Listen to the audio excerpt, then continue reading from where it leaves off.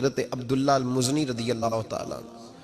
کچھ لوگوں کی نا زندگی بڑی مختصر ہوتی ہے، لیکن جتنے زندگی میں لمحات ہوتے ہیں نا، ایک ایک لفظ بڑا قیمتی ہوتا ہے، شب و روز میں ایک ایک جملہ بڑا قیمتی ہوتا ہے۔ مختصر سی میری کہانی ہے، پر جو بھی ہے آپ کی مہربانی ہے۔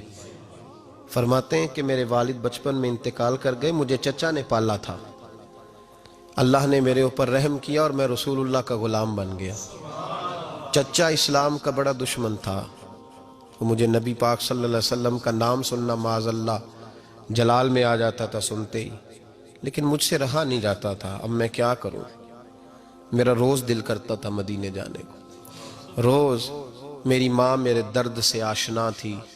ایک دن میں تڑپ اٹھا، میں نے کہا اماں مجھے پتا ہے تو نے میری خاطر نکاح نہیں کیا، لیکن اماں میرا اب دل نہیں لگتا، چچا جانے نہیں دیتا۔ اماں کہنے لگی بیٹے جا، میری طرف سے اجازت ہے۔ کہتے ہیں میں جا کے چچا کے سامنے کھڑا ہوا، چچا میں نے جانا ہے۔ کہاں؟ پتہ اسے تھا مسلمان ہے۔ کہاں جائے گا؟ میں نے کہا مجھے مدینے جانا ہے۔ کہتے ہیں وہ تو آگ بگولا ہو گیا، کہنے لگا تیرے پاس جو کچھ ہے سارا میرا دیا ہوا ہے۔ تو میں نے کہا چچا رکھ لے۔ کہا جیبوں میں جو ہے وہ بھی نکال دے۔ کہتے میں نے رکھ دیا۔ پھر جلال میں کہنے لگا یہ جو تو نے کپڑے پہنے یہ بھی میرے ہیں۔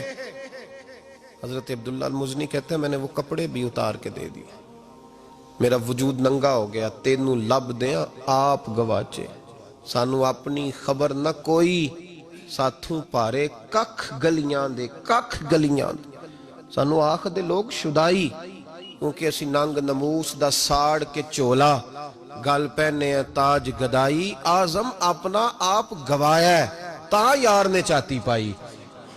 فرمانے لگے میں اماں کے پاس گیا اور جا کے کہا اماں پہلے بھی تو میں ایک دن ننگا پیدا ہوا تھا، تو نے کپڑے دیے، پھر ننگا ہو گیا ہوں، کپڑے دے۔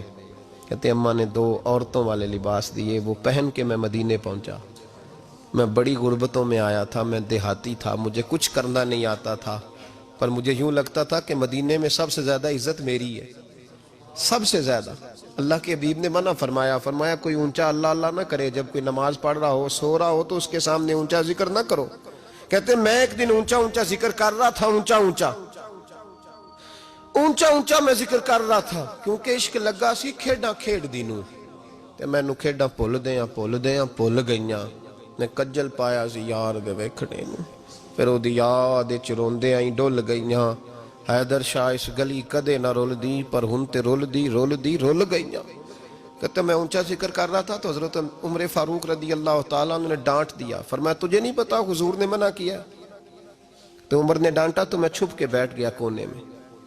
حضور آئے نا نماز پڑھانے تو محبوب نے پتہ کیا وہ عبداللہ کدھر ہے؟ کہتے میں کونے میں تھا، حضور نے فرمایا کیا ہوا؟ تو میں رو پڑا، میری عزت بڑی تھی نا مدینے میں، کبھی کسی نے کچھ نہیں کہا تھا۔ نبی کریم نے فرمایا کیا ہوا؟ عرض کی حضور کچھ نہیں۔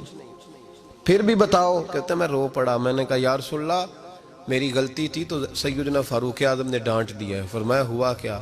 یا رسول اللہ میں اونچا ذکر کر رہا تھا، اور بات بھی ٹھیک ہے، کچھ لوگ قریب نماز پڑھ رہے تھے، حضرت عمر نے منع کیا۔ نبی کریم علیہ السلام نے فرمایا بلاؤ نا ذرا عمر کو، خود قانون حضور نے بنایا ہے کہ اونچا ذکر نہ کرے جب کوئی نماز پڑھ رہا، بلاؤ نا عمر کو۔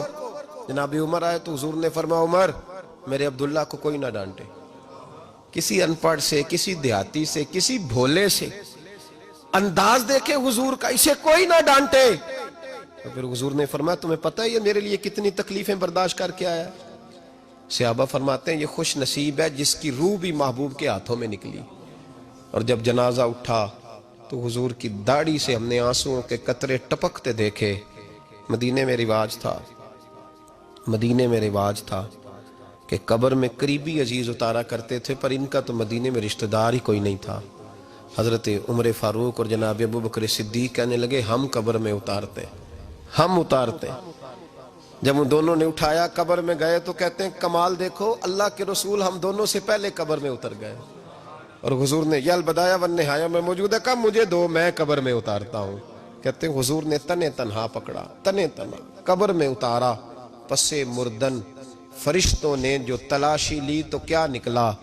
فقط ایک دل کے گوشے سے خیال مصطفیٰ نکلا۔ نبی کریم علیہ السلام نے قبر میں رکھا اور ساتھ فرمایا اے اللہ میں آج شام تک اس سے راضی تھا، تو بھی اپنے کرم سے اس سے راضی ہو جا۔